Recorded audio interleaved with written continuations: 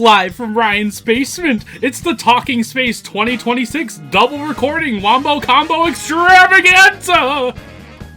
Featuring Scott the Woz, Mitch McConnell, Chucky Finster, Nanny McPhee, Pomni, Goku from Reese's Puffs.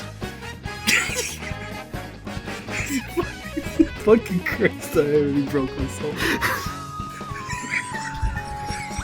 I can cut it out, don't worry. No, it's okay. Professor Farnsworth, Boss Baby, David Lynch, Weepin' Bell, Santa, Lord Farquaad, Peppermint Patty, The Axis Powers,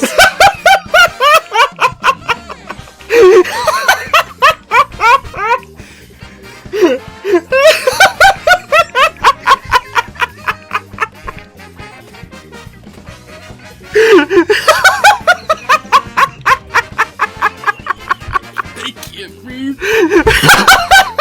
I'll give it. Give it to me. on a completely unrelated note, Orville Redenbacher,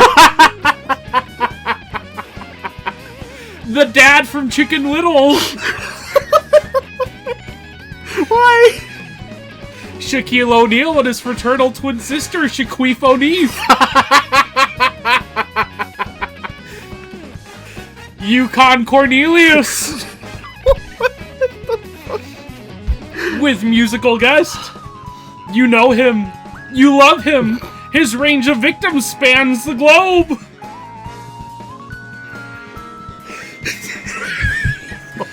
Nico Cardo Avocado. What's going on, you fucking bitches? Oh my god. What the fuck is that lineup? I have perfected my craft.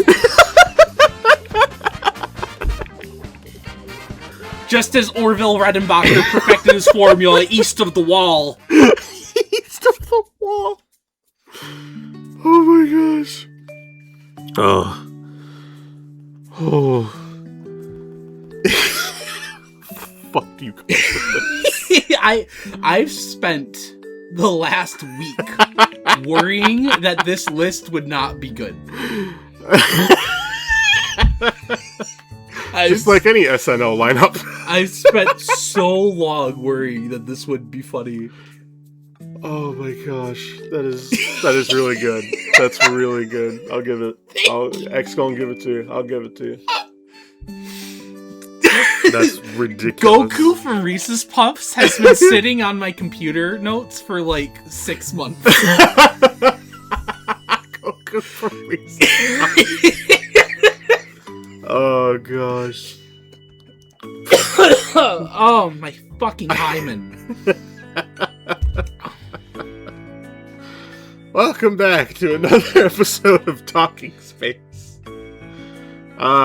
Speaking of better late than never, Pokemon Gen 10. I mean, it's been a busy time. It's been a busy time to say the least. Oh my gosh. So we're gonna get right into Pokemon. Pokemon's been fucking crazy. Well, crazy is an overstatement, but it's been wild. Relative to them. Relative to them, it's been a fucking dog and pony show that's never fucking been this hot. You mean a dog and gecko Ponyta. and unknown bird show? I was gonna say Ponyta show, but well, so we agreed to start with Pokopia, right? We can, because you picked that up a couple days ago, I think. I don't know how much you've played. It was roughly a week ago. It was, So I've been playing Pokopia because, really, if you've been on this channel long enough, you know that I am not the biggest fan of Pokemon games. I'm just not big on their version of turn-based combat. It's very samey to me. It's very uninteresting compared to something like Persona 5 or something. Pokopia, I've seen a lot of people trying to draw comparison. Well, first of all, I'll just say this. Pokopia, I think, is really fun. It's not the most fun. It's not like, oh my gosh, this is 10 out of 10. It's okay. It's also a game where you can't just plow through it the pace you want. They make you wait for a lot of stuff. But I've seen a lot of people draw comparisons to Animal Crossing. What's the other ones? The other popular ones that people have said, like Probably. I can't remember off the top of my head. Well, I know it's very similar to Dragon Quest Builders because that's I've the seen other that. game like this that Koei Tecmo has made. Unfortunately, I never played that one. Someone said something else that I just didn't agree with. I can't remember, but unfortunately, whatever, forget that. But this is probably the most interested I've been in a Pokemon game since Arceus, probably. And where to begin, really? So it's very unique in the way that you build habitats for Pokemon, basically get them to come out and build houses for them, pretty much. I mean, like, kind of their habitat is their house, technically, but you can then build a house for them and move them in. Problem being, there's like 300 Pokemon and not a lot of room, especially when you start factoring in so-and-so. But the thing with this game that I kind of immediately like is it didn't really restrict you too bad. Like, they gave you a simple tutorial and then they said, hey, why don't you go explore other places? So they kind of have like several hubs, several like just maps for you to explore, and based on your trainer rank you can go to the next area. The first area is very simple, grass field, and just kind of like whatever's lying around. Oh, Minecraft. People kept saying Minecraft. There's an element of Minecraft here. I don't think it's fully realized. I think they could have gone a little harder on that. Well, as far as I know, Pokopia doesn't have any survival elements, and I don't think you can build nearly as much as you can in Minecraft. So with Minecraft, the building is much more fluent. This, I would argue, it's somewhat of a pain to build. You can build, but it'll take you considerably longer than it would in something like Minecraft. And in Minecraft, you kind of get a little tired of the building. But if you're tired, I will say they have workarounds. If you're tired of building something, Pokemon will build it for you. You just gotta have the right Pokemon for it. They have, each place is kind of focused on building a Pokemon Center, and once you build the Pokemon Center, they're like, hey, you can go and build something else now and whatnot. Do you want me to just give away the spoiler plot of this game? I've heard of it. I don't know that I want to spoil it for other people. Okay. But it is unexpected for a Pokemon game to tackle this kind of like place and time. Yeah. But it sounds like they handle it in a way that it doesn't feel it's not heavy-handed. It's not heavy-handed, and they don't. It's understated in a way that kids can still appreciate without adults getting a fucking dent in their heads. Yep. And there's lots of because you're a Ditto, there's no fall damage no matter how high you come from. You just squish, turn into Ditto, pop right back out. In your idle animation, you go from the human to Ditto. And you get certain powers. So you don't get powers from every Pokemon. I kind of thought that would be the case. You get, I think, roughly 8 powers. I have not unlocked them all yet, but they get the job done decently enough. Certain Pokemon specialize in doing certain things. Of course, electric Pokemon will light up certain lights for you with electricity. Bulbasaur specifically can help grow plants faster. He can, like, use his vines to kind of, like, help construct it faster. There's a lot of interesting there's a lot of, surprisingly, like, it's not as creative. There's world building for this weird world, and it's kind of left to the notes, which I kind of wish it was more there is more of a show don't tell element, but each area you interact with a legendary Pokemon. Really? Yeah, which is neat. I did not expect that because I was playing and streaming my game with Ariel, a friend of ours, Sailor Crystal Sun, and there was a text box that appeared and it was a very specific roar, and I was like, "Is that Gyarados?" And she was like, "No, that's this Pokemon," and I was like, "What?" Like, and then we go, and sure enough, it's that Pokemon, and she was just like, "Oh my gosh!" Like, I did not realize that was happening, and so I was just like, "Whoa!" And then that became a kind of it's a repeating theme throughout the areas, is you will interact with at minimum one legendary per area, kind of because they need to help the area at large, with something dependent on where you are, but. It's interesting. There's a lot of restoration happening, a lot of unique items to be gained. There's not a very good sorting system. There's a lot of items and a very difficult sorting system. And I have yet to watch Austin John Plays. Please check him out. I'm sure he's a soothsayer, man. I saw a video where he's constructed a good sorting build, and I need to check that out. But I just didn't want to spoil myself too much on it. Is it better or worse than Tears of the Kingdom? Oh, well, what, for sorting? Yeah, no, not in terms of like the whole game, no. I would argue it's close to the same. I can see that. It's close to the same because it's just you have all your stuff in a line. At minimum, you do have a sort button, but it still just kind of puts them all in a line. Like, it's like, oh, food, blocks, items, seeds, stuff like that. Like, and I kind of wish that no storage box holds as much as it should. Even the big one you get, it's very weird. I feel like they should have expanded that a lot. I've been looking at as little footage as possible because I kind of knew from the start, like, this is a game I would like to try eventually, but like just not right now. One, because I have no money right now, and I don't know how long it's gonna take for me to have money again. Oh, it's an expensive game. But also, it's just like, I don't think it'd be a high priority anyway. The only Nintendo game coming out so far that like I really want to play soon is Tomodachi. Yeah. All that to say, because I've looked at so little like pre-release or post-release footage of this game, what do you get from Pokemon Centers? Like, what? Obviously, the story necessitates that you build them, but like functionally, once they are built, what do they do for you? So, I've seen that they at least serve 3 functions. I've only really been a part of 2. Once they are built, one of the Pokemon goes inside and basically runs the store.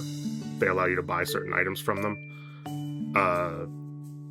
Not even buy. They allowed you to trade with them. Oh, okay. Because they're like, they don't take money. They're just like, whatever. You trade resources. Yeah. Okay, that's fun.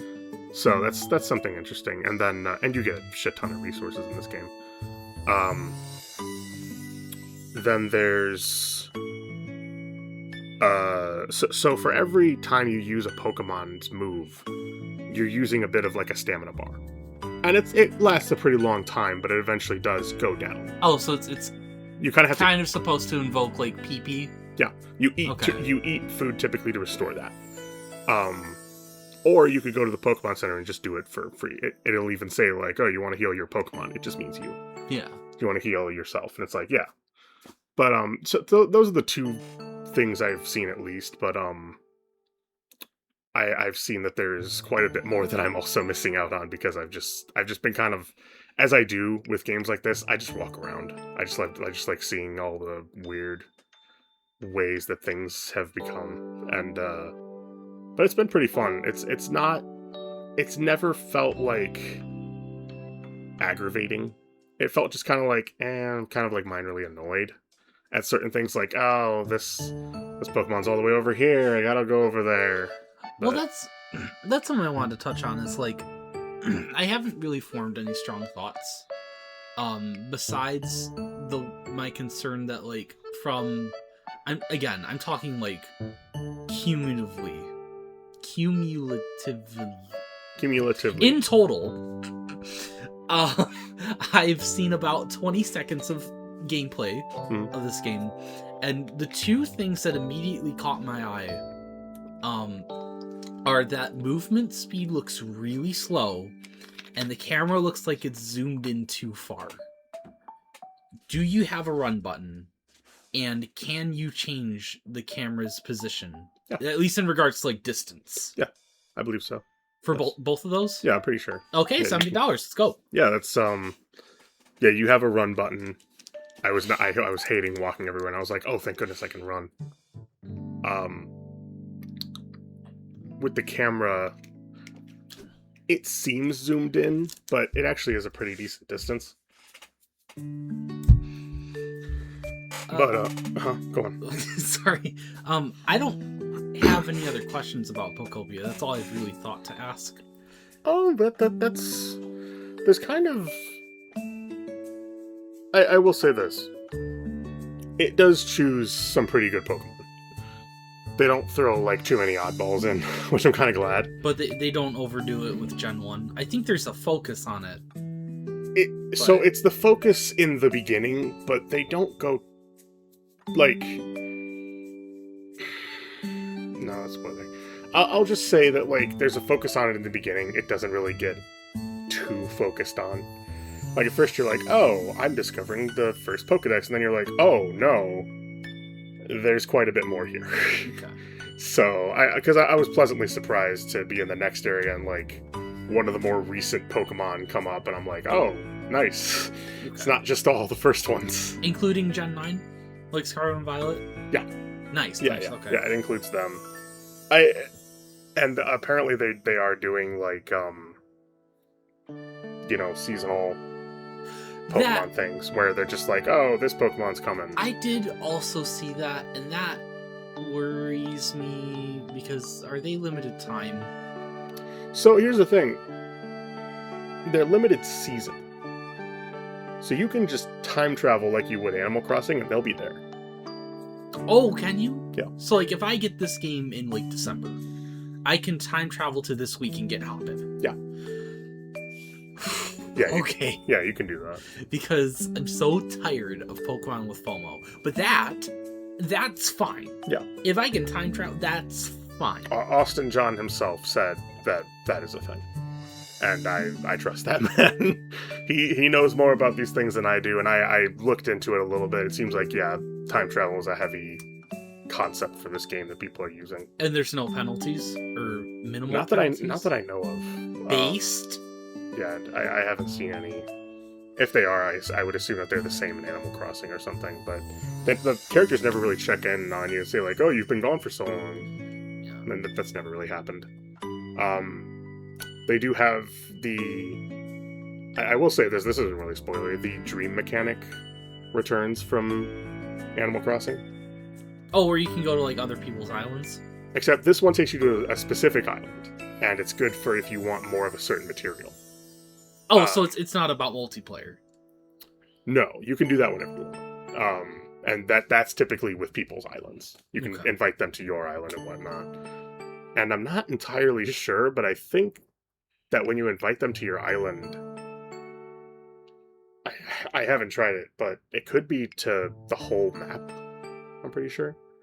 But I just last night I went into a new area, and I was like, oh, we're doing this now. And it got pretty big, so I was just like, okay, this seems different and fun at the same time. But yeah, I'll pop it in after we're done here, and we'll take a look if you're interested. Alright. I would certainly play it just in my free time, but yeah. Other than that, there's not too much else to say. I do hope they add more Pokemon in the future, because as cool as all the Pokemon are, or maybe like another island or something, because as big as the maps are, they do seem quite condensed. The first area kind of has like a beach side. It has like a rocky tunnel, and obviously a plains area. But there's a lot going on in those areas, but they do feel very compact. And it feels like if they stuffed in a lot. And I'm just like, there's a bit more room. Okay. But other than that, I have no complaints, really. Oh, that's one last question I have. Can you build wherever you want, or is it just designated areas? No, you can build wherever you want. It's exactly the Minecraft mechanic of if you can put time and effort into making a platform, then you can build right there. I am going to go on a little tangent. I don't mean this in regards to you. Mm-hmm. But this is such a nitpick thing. But Shrug. when people try and describe this game, obviously the closest comparison is Dragon Quest Builders, which a lot of people haven't played, so fair. I've seen comparisons drawn to Viva Pinata in how you attract Pokemon by preparing the environment in certain ways, and that feels apt, but not everyone's played Viva Pinata, so okay. But then everyone says Minecraft because squares and breaking squares, and people say Animal Crossing for any game that doesn't involve fighting. It's this did not strike me as Animal Crossing immediately, but I know some people might write it off if they played New Horizons and they didn't like it. And this is this has nothing to do with the game. It's more just about how we talk about games. But it's almost I wouldn't say that Sonic plays anything like Mario. Oh, but they both jump, and when they jump on an enemy, they're defeated. So it's basically like Sonic. If you ever played Odyssey, it's basically like Sonic. You know what I mean? Yeah. And I think a lot of people throw out these comparisons just on observation, I think. Yeah, it's like a knee-jerk thing. Not knee-jerk, but it's like a spur moment off the top of your head thing, and it's also that most people have only played a couple games, and they're going to be the biggest games. So they're not going to be able to draw comparisons to every little thing that you've never played back in the 2002 on the PlayStation 2. And, yeah. The only thing, not to cut you off or anything, I'll let you say. No, that was it. All I was going to say was the only thing that I really can attribute to Animal Crossing is two things. One, in some of the ways that some of the Pokemon interact with you after you've already discovered them, they just kind of stop you and say hey. And that's kind of it. See, the difference, though, is that I think most, if not all, of the Pokemon have unique dialogue. Yeah, whereas they pretty much do. By New Horizons, even though the villager count is 300 or 400, I think it's about 3. There's still only 8 personality types, and they're also it's 4 for boys and 4 for girls. You can't even mix and match, much less make new personality types. Yeah, they do have a few more personality types here, it feels like, and there's a bit more going on there. With the other way that this feels like Animal Crossing, and this is kind of how I wish it wasn't, is the crafting. Where it's you have to craft everything. And it's come on. When am I going to stop crafting? Just let me just have things. Can you craft multiple quantities of something? Yeah, you can. Okay, so it's better than New Horizons was for 5 years. Yeah, it's that's all I need. Yeah, you especially have it'll give you that option right away to be here, just based on the number of what you have. That's all I need. But the only thing that really gets me is the fluffing wait times, man. When you build a Pokemon Center, no matter what time of day you built it, it'll say it'll be ready tomorrow. Okay. And that's not that much of a bother. But then they do that for other things too, and I guess I kind of appreciate this approach, because if you just build a little house out of leaves or a bush, that you can actually go into and be very small, limited house, then it'll say oh, it'll be done in 20 minutes. Okay. But you have to... The thing with that, too, is you're not building it. The Pokemon are. You have to gather the Pokemon, bring them there, give them the supplies, and then they build it. Is there any way to time travel for that? Or is it, like, timer-based? Like... I think it's... I don't know. You'd have to look into that. I'm not sure about that one, but... I don't know if you can time travel for that, per se. For stuff that will go till tomorrow, I'm sure you could do that. But for stuff that's like a couple minutes, I don't think so. To be fair, you can wait that kind of stuff, but there are times when you just want to build a certain thing, and you can... Again, there's two ways to build homes. You can either just build them completely by yourself, or just have the Pokemon build them. But you can do it by yourself.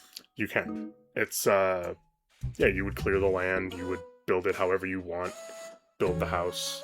Because in one of the areas, there's kind of like a house, as an example, with like no door. You put the door on it, suddenly it's available to become a house for Pokemon to live in. Okay. So the reason they have that time-based mechanic is because it's like a service you're paying for.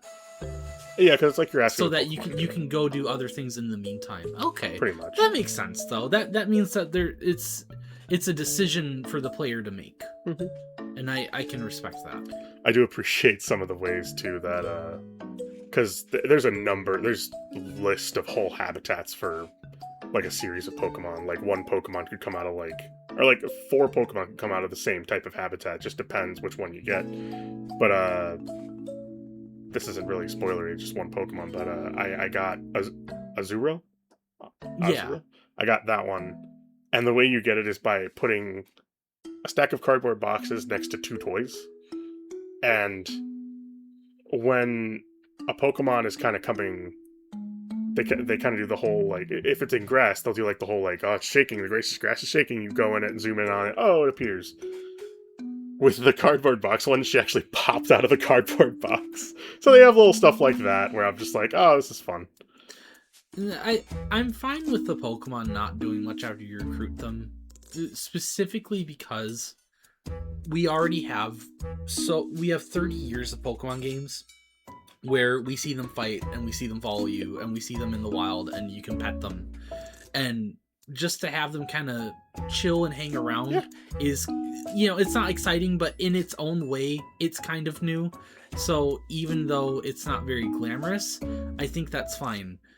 Animal Crossing, my problem is, like, at least in New Horizons, villagers don't feel like they do anything. They feel more in the way. But that is, like, what the series is about. Like, Animal Crossing, they are in the title. And listen, I only played New Leaf and New Horizons. I didn't play the first 3 games. Right? Yeah, go on. Sorry, go on. My brain was going somewhere else. So it's like, I'll start my day and maybe they're, like, exercising in front of the plaza or singing a song. But then they just walk around or they're in their house, and it's like, why hasn't that changed over the course of 20 years? Yeah, it does feel like those villagers should be doing more. I will say that for the majority, the Pokemon do just completely wander around, and they talk to each other, too, all the time. And again, that they all have unique voices, instead of, 8 personalities divided over 300 characters, is a little bit appreciated.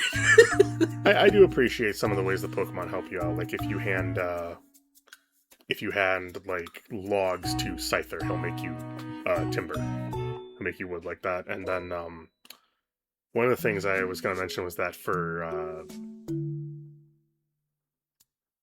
Vespiquen.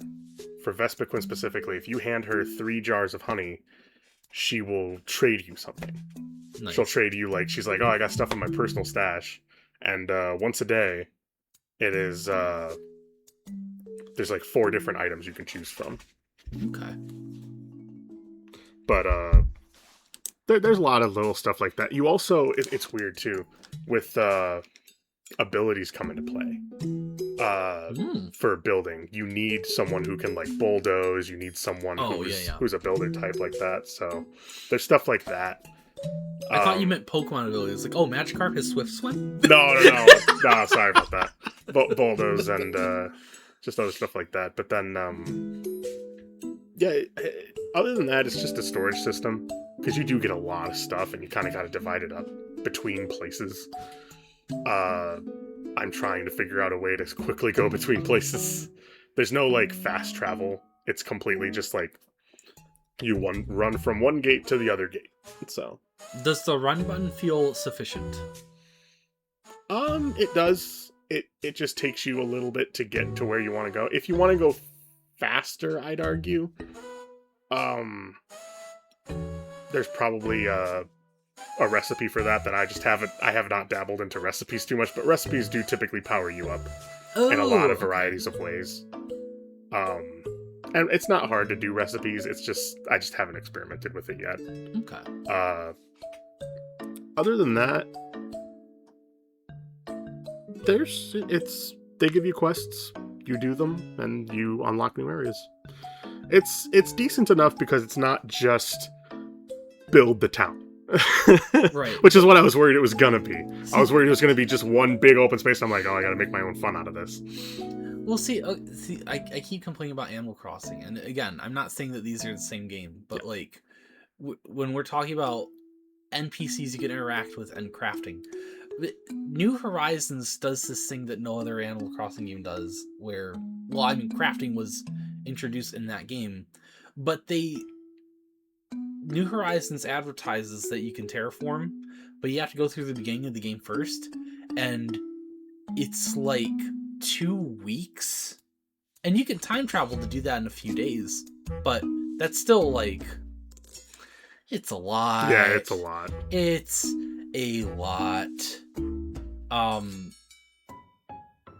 But then terraforming doesn't, it does feel good, but like, after the story mode of New Horizons, it feels like, none of the villagers matter now. That's why I burn myself out on New Horizons every time I try and replay it, is I blast through the story mode just to try and unlock, like, upgrade Nook's Cranny and, like, the DLC area and, like, the new area they just put in like 3.0 in January. Mm-hmm. It's like, okay, so now I can buy all the items, like, as many as I can a day. But then, like, every day that I play the game, I'm not interacting with the villagers. I'm ignoring them, and I'm just building stuff and going to the shops and not finding what I need to build the rooms in my house that I want. Whereas, like, I think this kind of game would scratch those two itches better. One, because I'm already attached to Pokemon, and now they have all their own distinct, like, voices, and that's really nice. But also, I get the sense from the way that you're talking about that, like, this game better balances, like, having a story mode that kind of guides you through it, gives you tasks to do if you want to be given tasks, but also allotting you a certain amount of personal freedom that grows as time goes on. The way it works is the best way I can describe it is if you're bored with one thing, you can just go do another. You can, if you're bored with the story, you can go try and get more Pokemon habitats set up. If you're bored with that, you can just go decide to treasure hunt. You can do a number of different things, just explore the world where you're just like, okay, I'm going to do this until I'm tired and then I'll do something else. Yeah, that sounds both more rewarding and more organic. Yeah. It's very much more helpful too because when you're doing that, you kind of want some sort of payoff. And this game, like, when I talk about the legendaries, they're never just like, oh, here's a legendary. It's usually like after some build up where they're just like, oh man, we need a thing. How are we going to get the thing? Or, this is a problem. Like, how are we going to deal with this? Then the legendary comes out and is like, oh, gotcha. Like, just very easily, just like, oh, and they're like, holy crap, it was a legendary Pokemon. Can the legendaries live in or can you build homes for them? I don't know about all of them. I know that there's a few you can, but I don't know about all of them. I have not seen that for sure. Okay. as far as I know from my point in the story, they just kind of come and go. But I do think you can build houses for them. I do think it's a thing. I will say one more thing. I was open to looking at more footage, but about a week ago, I saw a 30-minute clip of somebody playing, and they came across a legendary Pokemon in a way that harkens back to a very iconic moment in the series, and I was like, oh my god, they did that? And then I decided I can't look at anymore. Because and I get the feeling that what I looked at was probably early game. At least there was no indication that it was like super late game. It didn't reveal anything about the plot. It didn't tell me about why that legendary was there or what it was doing. I didn't see any dialogue, but like I was like, that is what special. What gen was the Pokemon? The legendary Pokemon? Even that spoils it. Okay. I won't even say that much because I don't want to spoil that for anyone else. Okay. Tell me once the cameras go off. But it was, as a lifelong Pokemon fan, it was certified hyper keen. There's some pretty good interactions. I think so far I've only run into 3. I think. Yeah, I've only run into 3 so far, and they've been pretty fun. Whenever they pop out, again, it's usually not long. It's usually just a minute. Gigantamax Kakuna. But other than that, I would recommend Pokopia once it ever goes on sale. It sounds like it's worth more of my money than New Horizons. I would argue it is. It definitely sounds fun, and it sounds fun. It is fun for me. Okay, as someone who played New Horizons also, I will say it is more fun. It is just definitely more fun. I'm wondering how well it's going to sell, because here's the thing. Oh, it sold a lot already. Yeah, it's already sold. I think it sold like 2 million in a couple days or like a week. I think Age of Calamity is still Koei Tecmo's best-selling game. Well, see, that's what I wanted to talk about. Is I don't know about Age of Calamity, but I was looking at other Switch 2 games. Air Riders and Age of Imprisonment, both, as of the last financial report, which I think was the end of December, like December 31st, both of those games have not hit 2 million yet. They hit 1 million, but they haven't hit 2 million. Pokopia hit 2 million in a week. I'm not surprised, man. And that's not even from like the quarterly financial reports. I think we're getting, if I remember correctly, I think we get another at the end of March, so like 2 weeks from now. That's another thing too. And were you gonna say something else? No, that's it. The only thing I was gonna say was that that's another thing is that I was playing this the other day and I was just kind of like, if I were a bigger Pokemon fan, this would probably be my dream. Like, playing as a Pokemon, not a human character, having fun, doing something, especially with Ditto. Like, Ditto was always kind of one of those Pokemon that you just kind of like smile when you look at. It feels like, I feel like it's been a long time since they've really done a lot with really interesting spin-offs. Yes. Like, new Pokemon Snap was very cool that we got that, but, you know, that was a sequel to a game that already did that concept. In that regard, I feel like the most recent example I can think of that's not a mobile game is Pokken. It's cool that we got a Pokemon fighting game.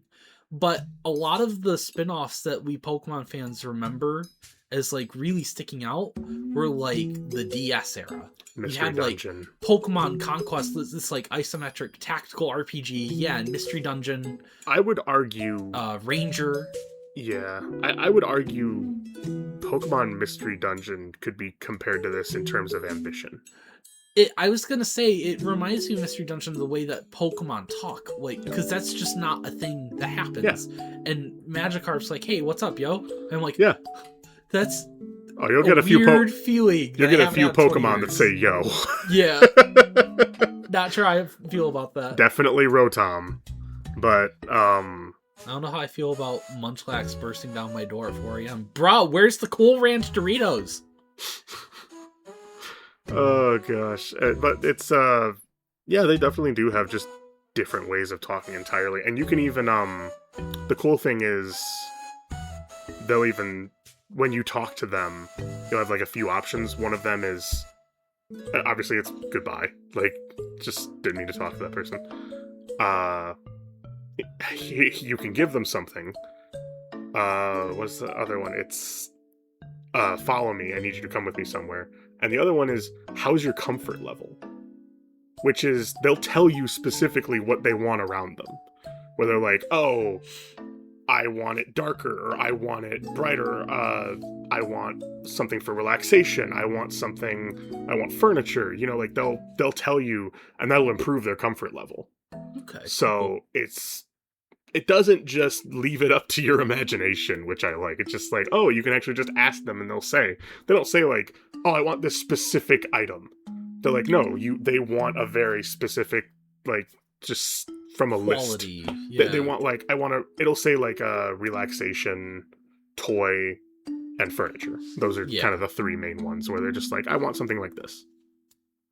And it's very nice. It's very helpful. And I've had several pleasant surprises. So I can't say this game is bad in any regard. So maybe I'll grow more in love with it. Starting is always kind of the roughest part because you just keep going. You never really feel like oh, when am I gonna stop doing this? Like, there's so much building. Yes, I'll get to that. Just give me a second. But I mean, you can play for a few hours a day. It's whatever. Even the Pokemon grow tired at night. It is clock based, so like, sun goes down, it goes down. It actually goes down early. But it's not real time, is it? It's like, oh, each day lasts like half an hour. I mean, you can sleep through them. You can definitely sleep through and pass the days, but it's not like one day is 24 hours, is what I mean. In terms of building, yes. In terms of like, oh, when it'll be done tomorrow. No, in terms of the day-night cycle. Oh yeah, no, that is. It's like that. Oh, okay. Yeah, Okay. I've mostly been playing at night. Okay. That's the one part where I'm kind of like, didn't know if that needed to be there, but it is like that. Yeah, because, and it's weird. I haven't really encountered anything because they'll say like, oh, what Pokemon habitats, you know. I've never really encountered one that's like, oh, they'll come out specifically at day or night. I've never really had that, and I hope that's not a thing. I could see that being a thing, though. Yeah. Like Hoot Hoot or Zubat. I definitely got Hoot Hoot at night. Have not got a Zubat yet. That's, thank God. But maybe I just won't discover the whole Pokemon. Hey, don't talk about Zubat's my baby, and then Golbat we don't have to talk about. That's not invited to Thanksgiving. Yeah, and then Crobat's my baby again. I have not. One thing I will say is I have not seen any Pokemon evolve. I don't think that's a thing here. They just all have their own unique I've heard that they variations. don't evolve, but I've heard that like at least some Pokemon, I don't know how many exactly, but some Pokemon you do find their evolutions later. I'm glad that they don't evolve. I think that's fine. I did eventually learn the transform ability where you can transform into certain just objects and just scoot around, and you can even like shock the Pokemon. And one of the funny ones that I did was I turned into a block, went right in front of this isn't a spoiler, Piplup, and went back to normal, and it actually did like the anime Piplup face where she's like, oh, like so it's like, it was good. But yeah, it's very, very enjoyable. I cannot complain about that. So I think that's it for Pokopia. If you want to go right into what did I call it? Whiffs and wafts. I don't know about that, bro.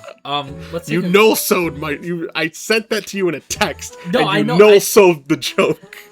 You didn't sell it. You didn't even write LOL. Yeah, because I didn't want to respond to it. Anyway, let's take a 1 minute break, and then we'll talk about Winds and Waves. We'll be back after these messages. There are no messages. What the fuck are you doing?